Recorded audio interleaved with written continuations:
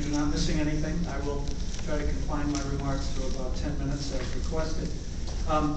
I guess in a way I should start out by adding to the introduction of me and confess up front that I probably am a recovering gerrymanderer. As anybody who has been involved in redistricting at any level, really, you know that gerrymandering is really what it's all about.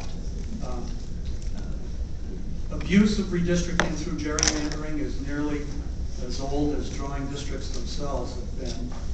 It actually dates back to my home state here of Massachusetts, when one party redrew state senate districts for political gain, and a newspaper editor dubbed one of the districts looked like a salamander and named it after the state's governor, Eldridge Gerry, which was actually pronounced Gary, so it should really be gerrymander. But over the years, gerrymandering has taken on many different forms. Political actors have used racial gerrymanders to not only maximize minority voting strength, but also to dilute the strength of minorities and draw them out of districts. They've used redistricting. State legislatures have used redistricting for partisan gerrymandering purposes, where they tried to solidify the political control of one party at the expense of another. And then lastly, we have what's called the bipartisan or sweetheart gerrymander, where both political parties and the incumbents get protected. The most recent round of redistricting post-2000, I believe, saw unprecedented efforts to use redistricting for pure partisan gain. First, to the technicians in the room, I credit you because now with greater precision than ever before, you can gerrymander districts with such fine-tuning that you can essentially cut people out down to the voter level. And the result was that the 2002 elections were the least competitive than any post-redistricting election since 1962. Historically, as you probably would guess, post-census redistricting elections have generally been more competitive because the drawing of new lines mitigates the incumbent advantage to some degree by introducing incumbents to new voters. The 2000 round, however, had the opposite effect. Second, political actors in some states use mid-decade redistricting, which we've now seen 6 states in the post-2000 era do what we call re-redistricting to further advance partisan goals. And as I say, 6 states just in the last 4 years have attempted to redraw their existing lines, not because a court struck them down, but because they simply were acting to advance the political interests of the ins over the political interests of the outs or the minority party. And while a normal redistricting process, I would argue, is required by the one-person, one-vote requirement, mid-decade redistricting is really done only for one reason, and one reason only, and that's partisan gain. I believe that redistricting reform is necessary because it's the only tool, I think, that is in the arsenal that can combat the adverse effects of gerrymandering. First, there's less accountability under a gerrymandered system. Gerrymanders reduce electoral competition and can virtually assure incumbents' re-elections, and representatives in the process become less accountable to their constituents. Second, there's more partisanship in gerrymandering. It leads to strife in state legislatures, and we have some, I know at least 2 members of the Texas legislature here that underwent a very combative re-redistricting, and I guarantee you, and I actually heard one of them, Senator Wentworth, talk about, and others when I was in Austin recently, talking about how the re-redistricting process really created wounds that likely will perhaps not heal during their tenure in the legislature. And that's unfortunate because there was a time in Texas when people reached across the political aisle in the state legislature and worked together for the benefit of the voters. That re-redistricting process, I think, has perhaps eliminated that for at least the foreseeable future.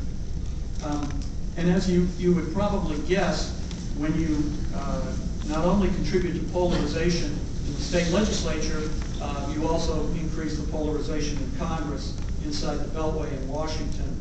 And if any of you have spent any time inside the Beltway lately, you know that it's about as polarized a process there and as poison a process. And I would argue that it is largely because safe districts have been drawn for incumbents, so much so that you end up with the political extremes, for the most part, being represented, and the middle continues to shrink. Competitive districts are fewer in number, and as a result, you have people who are beholden to the core constituency of their party, where the real election is in the primary, and the general election really is meaningless. Third, I would argue that gerrymanders produce unfair representation. It can give political parties disproportionate influence. For example, in Massachusetts here, although 20% of the voters voted for Republicans in 2006 in the congressional elections, Democrats hold all 10 of the congressional seats, and Republicans hold none here. And no Republican member of Congress has been elected in Massachusetts for over 10 years. As you know, somebody who represented the DNC in the past, that's not necessarily, from a Democratic perspective, that's not necessarily a bad thing. But from a voter perspective and from a democracy perspective, I think that it does produce unfair representation. I could cite examples on the other side as well, where Republicans hold an undue fair number of seats. And then lastly, I want to talk about voter apathy, which I think is the last big effect of gerrymandering. In safe districts, many voters feel they can stay home on election day because their vote isn't going to make a difference. And unfortunately, they're right. Right now, of the 435 congressional seats, do you know that there are only 23 of them that were decided in the 2004 elections by less than 10%? The rest were landslides because the districts are drawn so safe.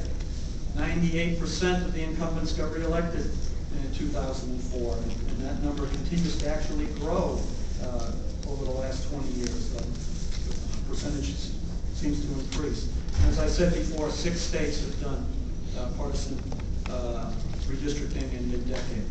Let me close by just saying that I think there are 2 paths to redistricting reform, and 2 essential elements. First, we need to change the procedures for how states draw their districts. And by that I mean we should create independent commissions, because I believe that legislatures have an inherent conflict of interest when they draw districts. 12 states currently use independent boards or commissions, and at least one study has shown that elections drawn by commissions are more competitive than when state legislatures do. I know that many legislators tell me that the only time they ever see their members of Congress is when the census comes out and it's time to redistrict. Just because they only have one person in mind when redistricting comes, and that's their own district and themselves. Now, there's no guarantee, of course, of independence or quality decision making just because you have an independent commission, but I think that's a necessary procedural reform. Second, I think you have to have community diversity represented on any independent commission. I think that's extremely important. Third, I think it's more of a transparent process when you have an independent commission due to redistricting. Public gets to participate more effectively. The state legislature in Texas went around the entire state when they did redistricting through Tom DeLay's efforts, and they held public hearings across the state. And then they came back and the House adopted one plan, the Senate adopted another, and then they went in the back room and cut the deal. And the public was never involved. And frankly, neither were a lot of members of the conference committee who were supposed to be in that back room.